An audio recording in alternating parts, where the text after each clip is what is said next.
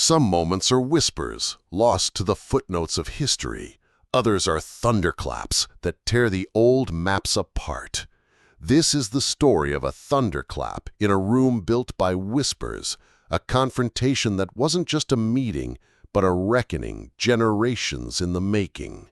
What happens when a man who has nothing to lose confronts a king who believes he owns everything? You are about to find out. If you believe in the power of untold stories, make sure you subscribe, like, and hit that notification bell, because history is about to be rewritten. Drop a comment below and let us know what you think true power looks like. Chapter 1. The Uninvited Guest. The chandeliers in Buckingham Palace sparkled, but there was no warmth in the room. They dripped light onto the polished oak table, a silent testament to centuries of accumulated power. At its head sat King Charles III, the embodiment of that power, his fingers laced, his jaw tight. He was a man stitched into the fabric of tradition, his posture a living monument to the divine right of kings and the unshakable order of the world as his ancestors had defined it.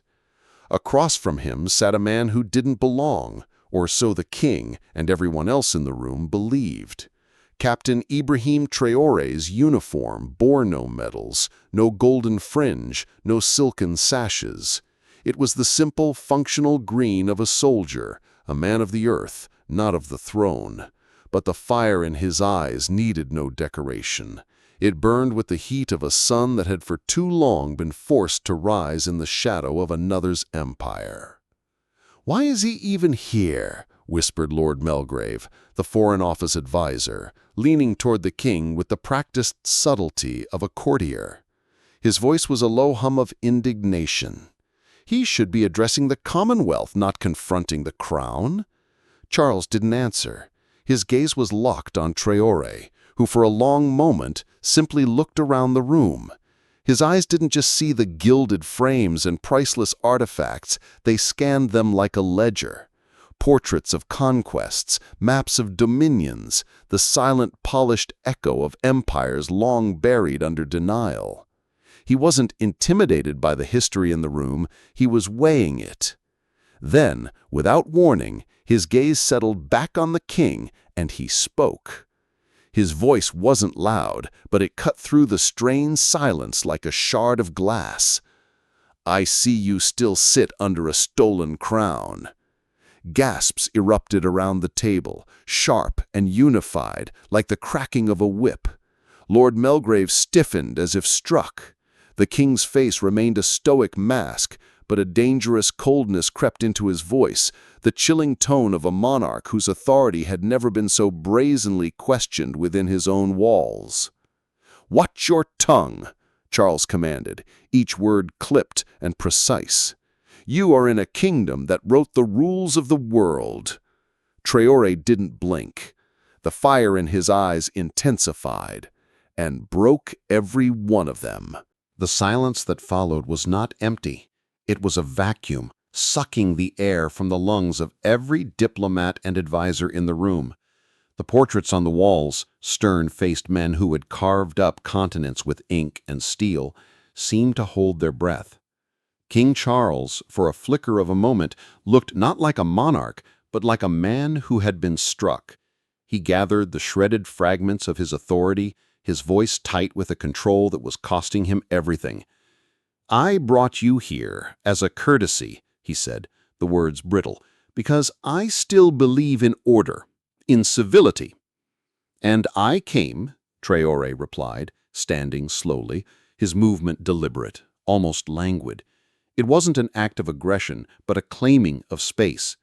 "To tell you that civility ends when theft is dressed as tradition." "You dare threaten His Majesty?" Lord Melgrave shot to his feet, his face a blotchy crimson of outrage and disbelief.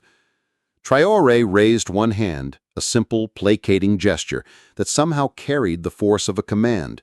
The room fell silent again. His eyes, burning with a cold fire, never left Charles. "You said the crown's on your head?"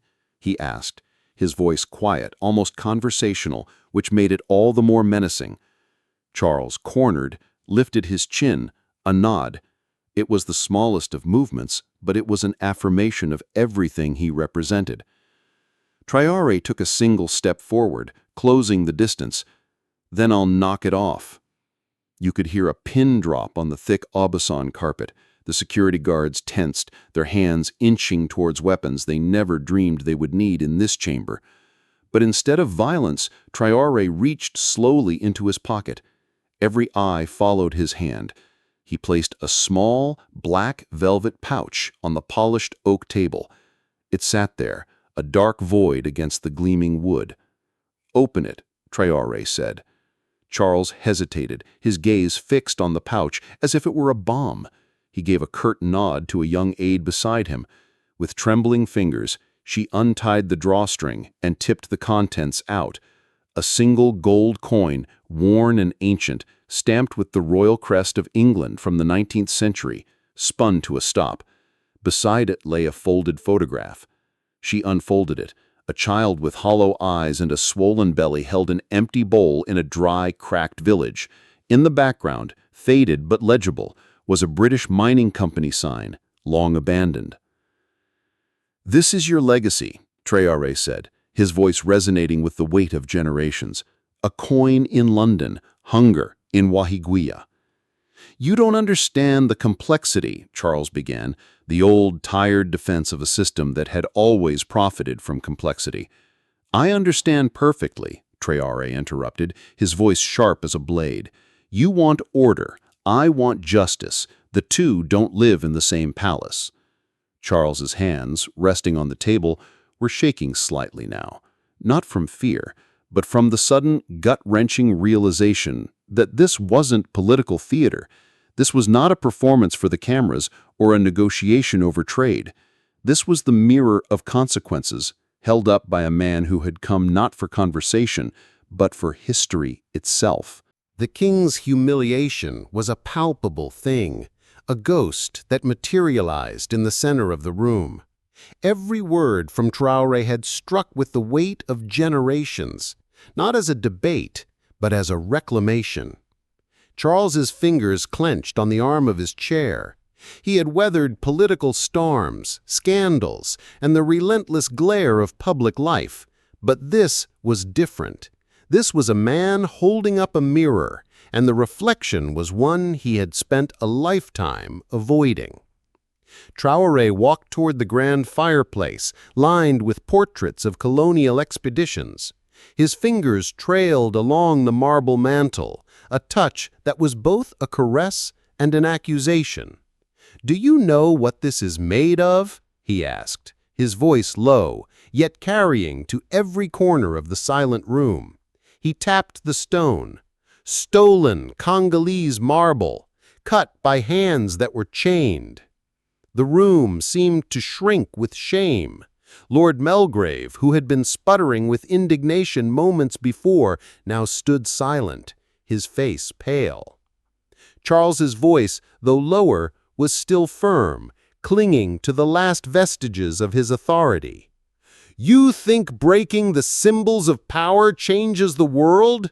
These institutions hold nations together." "No," Traoré replied, turning fully toward the king, his gaze unyielding. "I hold your world together. Mine was broken to build it." And then he delivered the blow he had come here to land. It wasn't a threat, shouted in anger, but a statement delivered with the calm finality of a death sentence. "I didn't come to negotiate, I came to announce. Burkina Faso is pulling out of the Commonwealth. We will no longer recognize the Crown's relevance in our diplomacy, in our economy, or in our future." The announcement hit harder than any raised voice could have.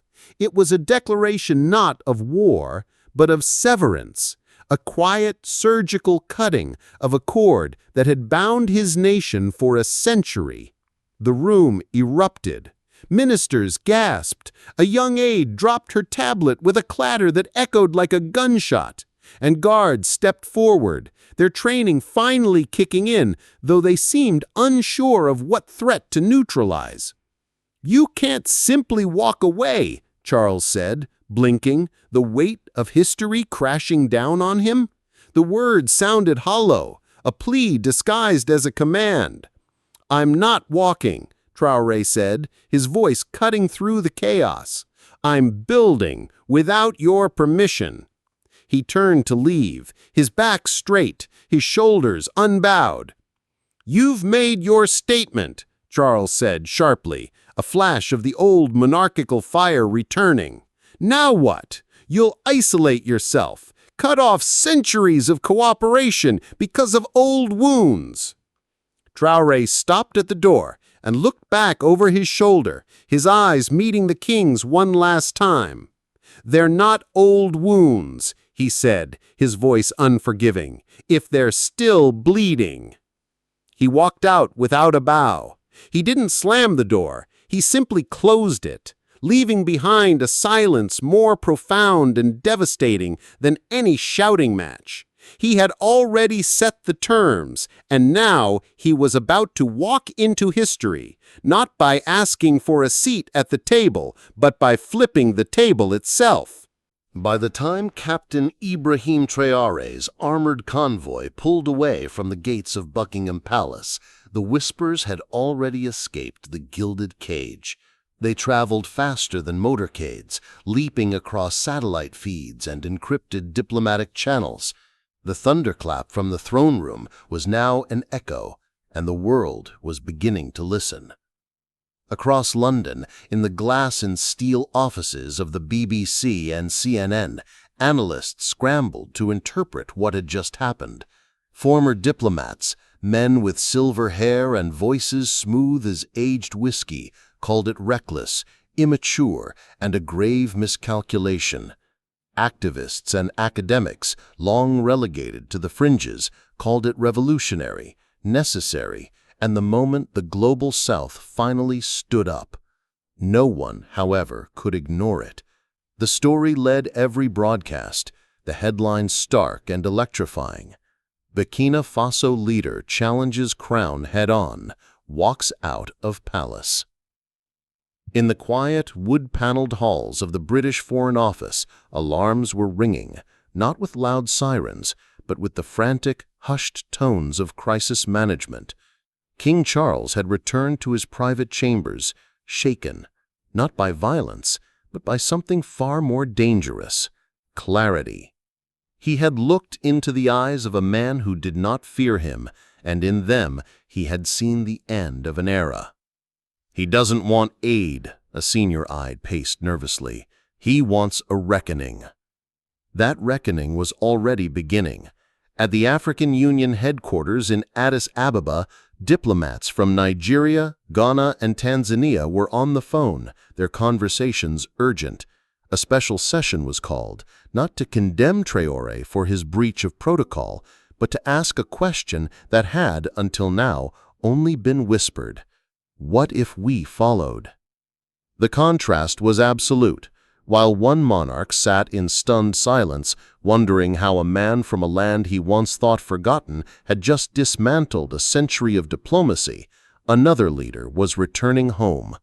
As Traoré's plane touched down in Ouagadougou, he was met not by a silent motorcade, but by a joyous, surging sea of people. Tens of thousands lined the streets, waving the red and green flags of Burkina Faso. Young men held their phones high, streaming the moment live, while old women, who remembered the flag of the colonizer, chanted his name. Not like a celebrity, but like a leader, like someone who hadn't knelt. In Paris and Brussels, emergency meetings were scheduled. In Washington, eyebrows were raised. The old order felt a tremor, a foundational crack in the system that had held their world together for so long. Traoré hadn't just walked out of a room, he had walked away from a script that had been written for him, and in doing so, he had just redrawn the map of influence in under an hour. 1 month later, Buckingham Palace was quieter than usual. The gilded cage, once a symbol of unshakable power, now felt like a mausoleum of memories.